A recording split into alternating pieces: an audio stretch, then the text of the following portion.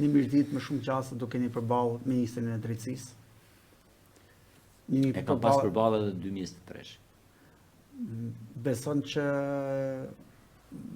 do ndodhë një njëjta gjë, sepse sigurisht për ta është edhe sfidë, duke që është i deleguari i qarkut dhe nëse merr një zonë të caktuar do thotë se ti je përgjegjës.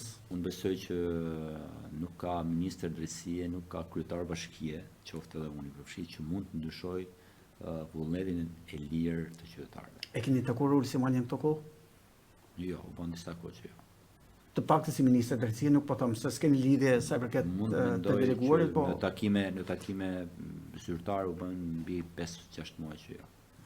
Ju do të bashkëpunoni me Ulsimanin në interes të mirëditorëve? Unë i them Gjergjit ato që i them natyrshëm në çdo takim me miq, me qytetarë. Dhe në prirjen time tham vetëm vërtetën, sepse shpesh edhe më mirë ta them të vërtetën, sepse nuk duhet ta ndryshoj. Dhe kush është kjo e vërtetë? Po. E vërteta është që për mirëditën bashkëpunoj me këto. Vetëm na përkthe fjalën bashkëpunoj për interes qytetarëve të mi. Bashkëpunime tjera nuk kam.